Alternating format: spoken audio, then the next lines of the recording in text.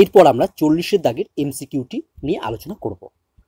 যদি এ ও বি দুটি ঘটনা এবং P of B not equal to 1 হয়, তবে P of A by B complement এর মান কত হবে? এই প্রশ্নের উত্তর করার জন্য আমি প্রথমে একটি চিত্র অঙ্কন করব। প্রথমে আমি একটি চারকোনা বক্স অঙ্কন করলাম, যার নাম দিলাম এস সেট। এটা হচ্ছে ইউনিভার্সাল সেট। এর মধ্যে আমি একটি সবুজ কালারের বৃত্ত অঙ্কন করলাম, যার নাম দিলাম এ। এরপর আমি আরও একটি ব্লু কালারের বৃত্ত অঙ্কন করলাম, যার নাম দিলাম বি। এরপর এ সেটের মধ্যে কিছুটা অংশ আমি সবুজ কালারের লাইন দ্বারা চিহ্নিত করলাম।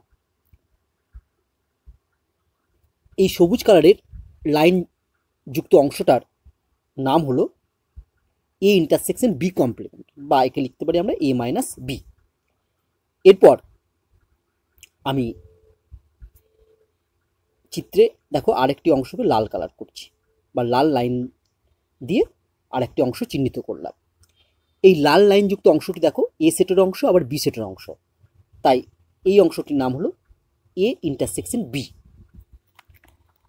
এখন আমাকে যেটা নির্ণয় করতে বলেছে সেটি হলো P of A by B complement equal to, এর সূত্র অনুযায়ী আমরা নিচে লিখব পি অফ বি কমপ্লিমেন্ট, আর ওপরে লিখব P of A intersection B তার কমপ্লিমেন্ট ইকুয়াল টু, দেখুন নিচে যে পি অফ বি কমপ্লিমেন্ট ছিল সেটা মানেই হচ্ছে 1 মাইনাস পি অফ বি, আর P of A intersection B complement এটা মানে কি, দেখো এ ইন্টারসেকশন বি কমপ্লিমেন্ট মানেই হচ্ছে এই সবুজ লাইনযুক্ত অংশটা।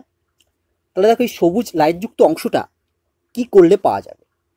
যদি আমি পুরো এই এ সেটটা থেকে আমি যদি এই লাল কালারের এই সেটটা বাদ দিয়ে দিই, তাহলেই দেখো সবুজ লাইনযুক্ত অংশটা পড়ে থাকবে।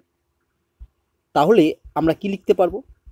তাহলে আমরা লিখতে পারবো যে P of A intersection B complement এর পরিবর্তে আমরা লিখতে পারবো পি অফ এ থেকে যদি আমি পি অফ এ ইন্টারসেকশন বিটাকে বাদ দিয়ে দিই।